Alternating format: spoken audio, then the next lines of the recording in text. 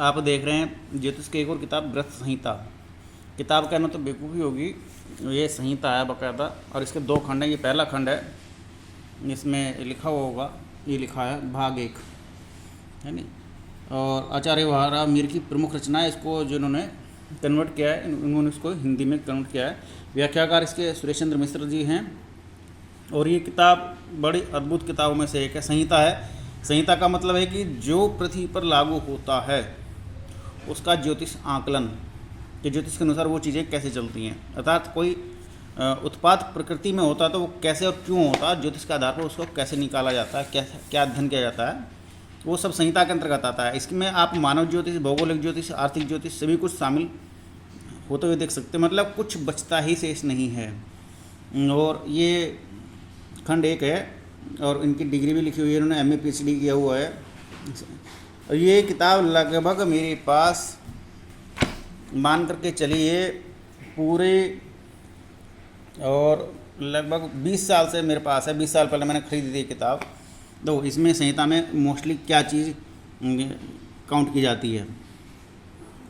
और विश्व की एकमात्र उपलब्ध गुण संहिता लिखी हुई है ना। ग्रह चार का मतलब चाल, ग्रहों की चाल, गोचर और ग्रहण का प्रमाणिक निरूपण। जो ग्रहण के बाद घटनाएं घटती हैं वो इसमें पूरी तरह से दिया गया है। धूमकेतुओं का सटीक वर्णन, धूमकेतु क्या होते हैं। आप कभी देखेंगे ना कि कोई तारा टूट जाता है तो वो तारा टूटने के बाद उसके बाद बहुत तेज़ी से एक रेखा सी बनती चली जाती है आसमान में। तारे मतलब तारे का जो वो अंश होता है, तारे की जो फुल क्या बोल सकते हैं उसको, बहुत सारे टूटते हुए तारे एक साथ जो जैसे दिखाई दे ना, पुच्छल तारा भी बोलते हैं उसको देसी भाषा में। तो उनका सटीक वर्णन दिया है। तेजी मंदी का दिया है, सोना कब तेज होता है, कब मंदी होती है, और कब शेयर मार्केट भी अप एंड डाउन हो जाते हैं, तो वो दिया हुआ है। सही संहिता के हैं, केवल इस किताब में नहीं है, संहिताओं में शामिल होती हैं चीज़ें। उस चीज़ को समझ के चलें। पेड़ देखकर भूमिगत जल का वर्णन।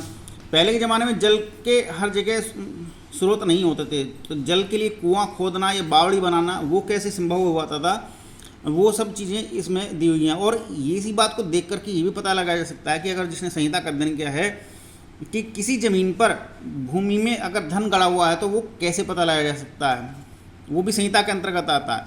वर्षा व मौसम का सुंदर विवेचन होता है। विभिन्न उत्पादों का सर्वांग, उत्पाद का मतलब जो खगोलीय घटनाएं हैं, खगोलीय क्रम है, ग्रहण हो रहा है, ग्रहण से पहले चंद्रमा के रंग रूप बहुत सारे बदलते हैं। आप तो कभी अगर देखते हैं, नियमित रूप से उठाते हैं गर्दन, तो आपको वो देखने को मिल जाएगा कि चंद्रमा अपने कितने रंग रूप बदलता है। आप तो केवल उसको घटता बढ़ता जानते हैं, लेकिन इसके अलावा भी चंद्रमा के साथ बहुत सारी क्रियाएँ जुड़ी हुई हैं। शकुन शास्त्र है। शकुन शास्त्र का मतलब जो है, आज हमारे घर पे कौआ बैठ के बोला, और तो इसका मतलब कोई हमारे घर पे कोई मेहमान आएगा। ऐसे आपने सुने होंगे ना, बिल्ली रास्ता काट के है अब शकुन हो गया। तो ये शकुन शास्त्र भी इसमें शामिल किया गया है। ज्योतिष के 5 खंड हैं, सिद्धांत, होरा, संहिता, प्रश्न और शकुन। प्रश्न का भी इसमें मुझे नहीं दिखाई दिया। देखो मंदिरों के, मंदिर कैसे बनते थे, मंदिरों का देवी प्रसाद का उत्तम विवेचन। जो चंदेलों के मंदिर हैं, जो प्राचीन काल के मंदिर हैं, वो कैसे, क्यों और उनका वैज्ञानिकता का प्रमाण क्या है, और कैसे कैसे बनने चाहिए, क्या उसमें होना चाहिए।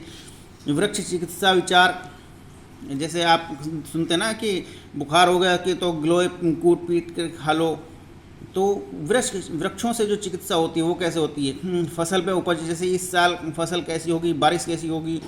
शरीर छूकर प्रश्न फल, ये अनूठी प्रणाली उन्होंने इसमें दी हुई है। विभिन्न पशु पक्षी चेष्टाओं का विस्तृत वर्णन दिया है। शरीर लक्षण, अंग विद्या और स्त्री विचार। स्त्री के बहुत सारे प्रकार बताए गए हैं, और स्त्री के जितने प्रकार हैं वो सब संहिता के अंतर्गत समेटे गए हैं, क्योंकि स्त्रियां कई प्रकार की होती हैं। बहुत सी स्त्रियां भिन्न भिन्न प्रकार की होती हैं। मैं क्या कहूँ, अगर आप पढ़ लेंगे तो खुद जान जाएंगे, क्योंकि स्त्रियों के अंगों के बारे में और स्त्रियों के गुणों के बारे में उन्होंने सटीक व्याख्या की, और जिनसे मैं सहमत हूँ। मैंने काफ़ी लोगों से पर्सनली बातें की हैं, तो मुझे संहिता बिल्कुल सटीक लगती है कि हाँ, संहिता में बहुत कुछ सही बताया गया है। इन्होंने इसमें रसायन विज्ञान को भी शामिल किया है, क्योंकि संहिता है तो बहुत कुछ, मतलब कुछ बचता ही नहीं है। केवल मानव ज्योतिष नहीं है, ये पूरी तरह से संपूर्ण ज्योतिष को अपने अंदर, या संपूर्ण पृथ्वी को अपने अंदर समेट लेने वाला ग्रंथ होता है। रत्नों का भी दिया है। कुफल निवारण के सटीक उपाय दिए हैं। कुफल का मतलब जो आपके जीवन में अशांति हो रही है उसके लिए शांति के उपाय क्या क्या होने चाहिए। हालांकि वृत्तपराशास्त्र में भी दिए गए हैं, लेकिन इसके कुछ अलग उपाय हैं, और जो मैं बिल्कुल जेन्युइन पाता हूँ। मैंने 1-2 लोगों को करवाए हैं और उनके जीवन में शांति बनी है। काक विद्या, वैक्षिपल, मूर्त विद्या है, यानी तो इन्होंने ये सब चीज़ें संहिता के अंतर्गत आती है, तो इन्होंने इसमें जो जो इनसे संभव हो सका होगा इन्होंने कोशिश की है कि इस किताब के माध्यम से, वृत्त संहिता के माध्यम से उसको जन जन तक पहुंचाने की। अब इसमें शुरुआत में भी वही चीज़ दी है जो लास्ट में जो इस पन्ने पर छापा था, वही सब चीज़ें इन्होंने इसमें दी है एक दृष्टि में कि आप इस किताब के अंतर्गत क्या क्या पा सकते हैं। अच्छा, इसके बाद इन्होंने मंगलाचरण दिया। मंगलाचरण में पहले ही बता चुका, मंगलाचरण क्यों होता है, क्योंकि भगवान की आराधना जो होती है, किसी भी शुभ काम को करें तो उसमें ईश्वर का नाम लेकर के आगे बढ़ना चाहिए। ये ज्योतिष परंपरा का एक सूत्र है। अगर किसी को ज्योतिष सीखनी है तो गुरुओं को, इष्ट को प्रणाम करते हुए, भगवान का नाम लेते हुए ज्योतिष सीखने में विश्वास रखता है। उसके बाद इन्होंने परिशेष दिया, भूमिका दी है हिंदी में, और शुरू में जो है ज्योतिष कहाँ कहाँ से कैसे कैसे आई, कुछ ग्रंथों के बारे में और लेखकों के बारे में और हिस्ट्री दी हुई है एक तरह से। तो हिस्ट्री भी अच्छी है, बढ़िया है। और कुछ किताबों के नाम और भी दिए हुए हैं, और ज्योतिषियों के नाम के बारे में बतलाया गया है। और इसके अनुसार मैं समझता हूँ जो इनको गहराई से अध्ययन करता है वो एक के बाद एक जो ज्योतिष का पिपासु होता है वो किताबों को इकट्ठा करने में लगा रहता है। अब इन्होंने वृत्त संहिता के सुभाषित दिया हुआ है, ये संस्कृत में दिया हुआ है। संस्कृत में जो संस्कृत समझते हैं वो इस बात इनको समझ सकते हैं कि कैसे क्या और कब लगभग। लेकिन अगर आप ये देखेंगे, चेक करेंगे तो वो जो आपको मैंने हिंदी में दिखाया ना शुरुआत में, जो हिंदी में दिखाया है लगभग वही इन्होंने ये चीज़ें जो वहाँ इन्होंने संस्कृत में लिखी हुई हैं। हो सकता है कुछ ऊपर नीचे हो, अलग लाइनें हो, यानी लगभग वही है।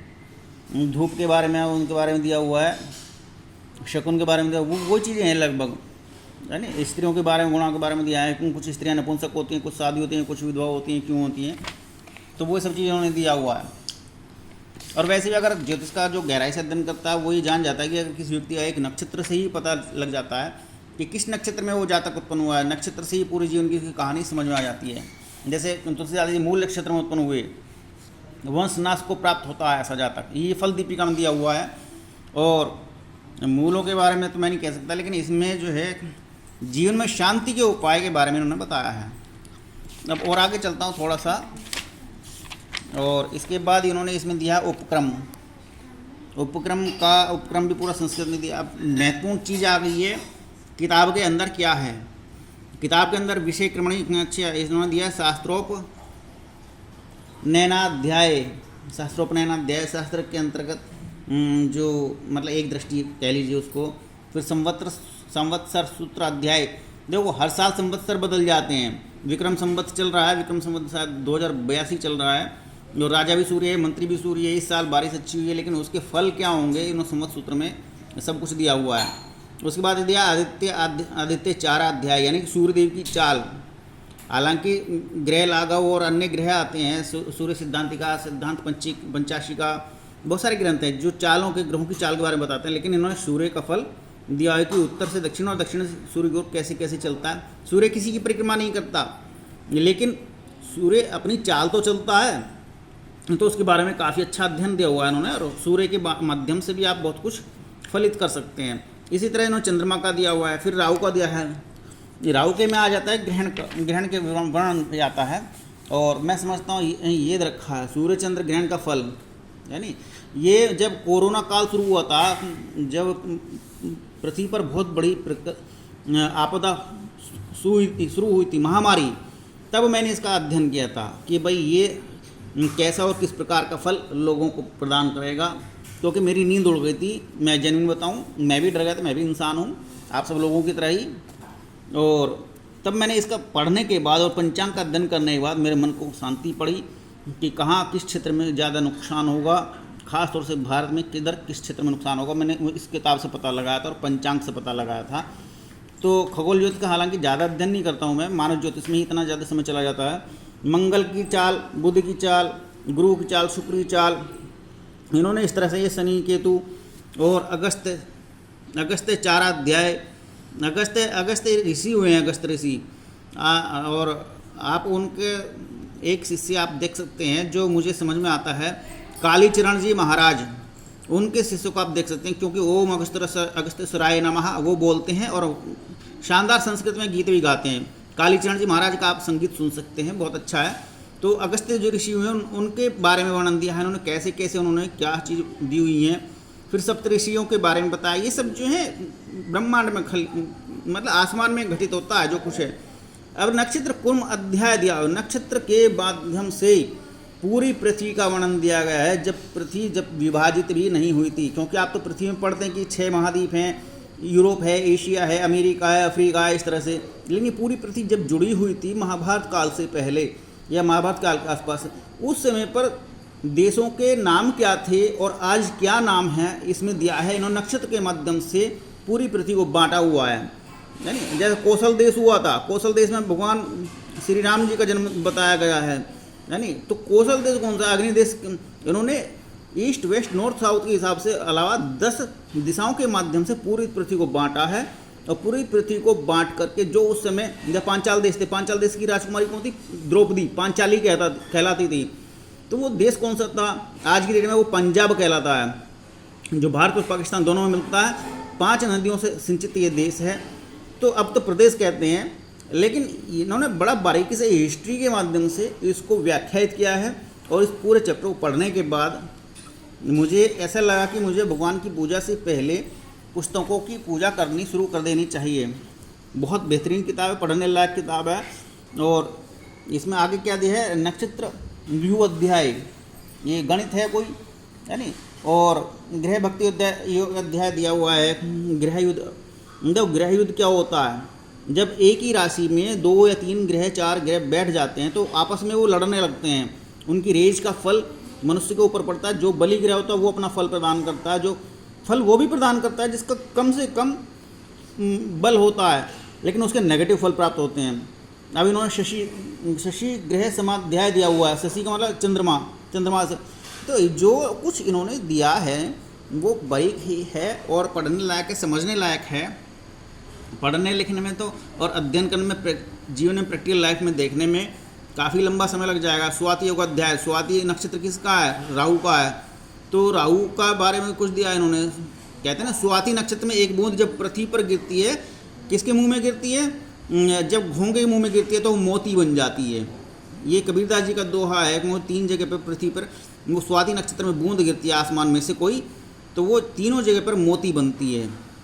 तो इसी तरह से इन्होंने फल बतलाया कि वो स्वाति योग का फल कैसे कब है। बड़ा बारीक है, क्योंकि कबीरदास जी ने भी इसको अप्लाई किया है, ज्योतिष भी अप्लाई कर रही है स्वाति नक्षत्र को। यानी बहुत सारी चीज़ें मिलती हैं, लेकिन पढ़ने वाला कितना ज्ञानी है, कितने ज्ञानियों के संपर्क में रहता, ये सब चीज़ें। आषाढ़ी योगाध्याय, वात चक्राध्याय। वात चक्र का मतलब है, वात माने वायु, हवा किस तरह से किस रूप में कैसे किस रूप में चलेगी और उसका क्या फल होगा। आप किसानों को देख सकते हैं, वो कहते हैं ना पछुआ चल रही है, पूर्वा चल रही है। तो ये सब वर्णन इन्होंने दिया है। अब आप इसमें देख सकते हैं कि लगभग कितने अध्याय इन्होंने दिए हैं। ये आपका 31वां अध्याय आ गया, आपका 41 अध्याय आ गया। मंदी तेजी का भी दिया है। और इन्होंने इंद्रध्वज संपद अध्याय दिया है, मयूर चित्र का अध्याय दिया है, मोर के बारे में बताया, सांप के बारे में बताया। और पुष्य, ये शांति पाठ है। शांति पाठ मतलब शांति अध्याय एक तरह से मेरी नज़र में, कि पुष्य स्नान में, पुष्य नक्षत्र होता है एक शनिदेव का, जो रवि पुष्य और गुरु पुष्य योग होते हैं, उनमें ये किस कौन को ये स्नान वगैरह जप विधि करना दिया हुआ है कि जीवन में शांति बन जाती है। बहुत सारे पाप कर्मों की शांति होती है। जीवन पुस्तक का निचोड़ तो यही अध्याय मान कर चला जाए कि कोई पढ़ता है, इसको अप्लाई करता है तो उसके जीवन में निश्चित रूप से शांति बनेगी। लेकिन दीक्षा भी एक अनिवार्य तत्व है, अनिवार्य कर्म है। तो और आगे इन्होंने दिया है ग्रह लक्षण अध्याय दिया है, ग्रह कि नहीं, इन्होंने दिया पट लक्षण अध्याय। खड़ग माने तलवार होती है, यानी अंग अध्याय। यहाँ से दे दिए स्त्री पुरुष के अंग कैसे हो सकते हैं, क्या हो सकते हैं, बहुत सारी यौन रोग समस्या होती हैं, वो सब इन्होंने इसमें व्याख्यात की हैं। नहीं, पिटक माने फुंसी होती है। फुंसी बहुत लोग होते हैं, नॉर्मल कॉमन रूप में आमतौर पर होती रहती है। तो चर्म रोग भी मान सकते हैं इसको, और ज्योतिष में चर्म रोग के बारे में गिना जाता है। तो ये पुस्तक बेहतरीन है और मैं समझता हूँ अगर आपके पास किसी के पास है ये पुस्तक तो वो भाग्यशाली है और ज्योतिष का अध्ययन करता है। तो मैं समझता हूँ वराह मिहिर की उसके ऊपर कृपा दृष्टि बनी रहे और बरसती रही होगी, तभी वो इस ग्रंथ को ले पाया होगा जीवन में। और बहुत बारीकी से व्याख्यात किया गया है। बस इतना ही कह सकता हूँ, और कैसे ज़्यादा क्या कहूँ, बाकी तो पढ़ने पर ही पता लगेगा। जिस किसी के पास ये किताब नहीं है तो कहीं से संकलन कर सकता है। अब तो ये किताबें छपनी है, बिकनी भी बंद हो गई, मुझे तो मिलती नहीं मार्केट में। मेरठ में अकेले में 7 दुकानें बंद हो चुकी हैं किताबों की।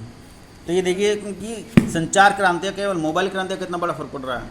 तो आपको ये किताब कैसी लगी, आप कृपया कमेंट में बताएं। अगर ज्ञान को फैलाना चाहते हैं तो लाइक और सब्सक्राइब करें। धन्यवाद।